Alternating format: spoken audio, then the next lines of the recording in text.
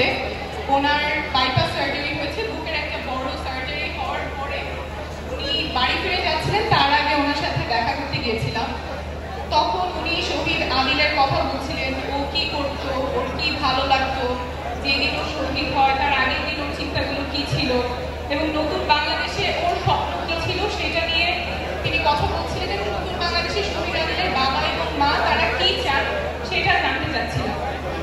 তখন শহীদ আদিলের বাবা বলেন যে ওনার প্রথম চাওয়া নতুন বাংলাদেশে একটা স্বাধীন বিচার ব্যবস্থা, যেই বিচার ব্যবস্থা মানুষের, যে কোনো সাধারণ মানুষের বিচার নিশ্চিত করবে, দ্রুততম সময়ের মধ্যে কোনো হেনস্থার শিকার হবে না, সবাই বিচার পাবে।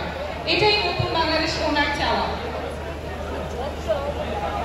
তো এই চাওয়াটা শুধুমাত্র ওনার না, আপনাদের অনেকের কাছ থেকে এই চাওয়াটা এসেছে যাতে বাংলাদেশের বিচার ব্যবস্থাটা ভালো হয়, সবাই বিচার পায়, কোনো হেনস্থার শিকার না হয়।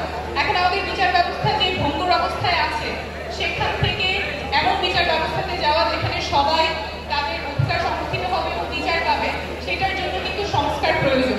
যেই সংস্কারের কথাই আমরা বারবার করে বলি। আপনারা নতুন বাংলাদেশ বিনির্মাণে যে স্বপ্ন দেখেন, আপনারা এবং আপনাদের প্রিয়জনেরা যেই স্বপ্নের কারণে ত্যাগগুলো করেছেন, সেই লক্ষ্যেই আমরা কাজ করছি এবং কাজ করে যাব। আপনাদের সাথে আমাদের সবসময় যোগাযোগ থাকবে। আমাদের পার্টি থেকে একটা বিশেষ টিম থাকবে যারা সার্বক্ষণিক আপনাদের সাথে যোগাযোগ রাখবে এবং আপনাদের যে প্রয়োজনগুলো আছে সেগুলো আমরা শুনবো এবং সেইগুলোর জন্য কাজ করব। আমরা বারবার সংস্কারের কথা এই কারণেই বলি যে এই যে এত ত্যাগ, এত তিতিক্ষা শুধুমাত্র এক শাসক থেকে আরেক শাসকের জন্য না, বরঞ্চ আমাদের পুরো শাসক ব্যবস্থাটাই যাতে বদলায়, পুরো ব্যবস্থাটাই যাতে সাধারণ মানুষের জন্য কাজ করে। পথটা অনেক লম্বা, এই পথটা আমরা সবাই একসাথেই চলবো, একসাথেই লড়বো এবং আমরা সবাই মিলে এবার অবশ্যই বাংলাদেশটাকে পাল্টাবো এবং শীঘ্রই পাল্টাবো, একসাথে পাল্টাবো। ধন্যবাদ।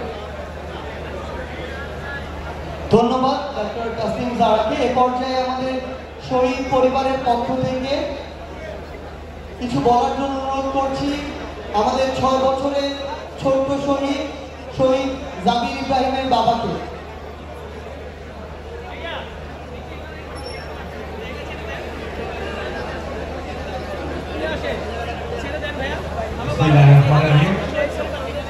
আসসালামু আলাইকুম।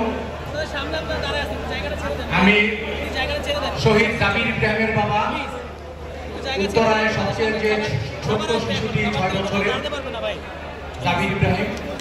আমি শহীদ পরিবারের পক্ষ থেকে এনসিপিকে আন্তরিক মুবারকবাদ এবং ধন্যবাদ জানাচ্ছি। আমাদেরকে শহীদ পরিবার এবং আহতদেরকে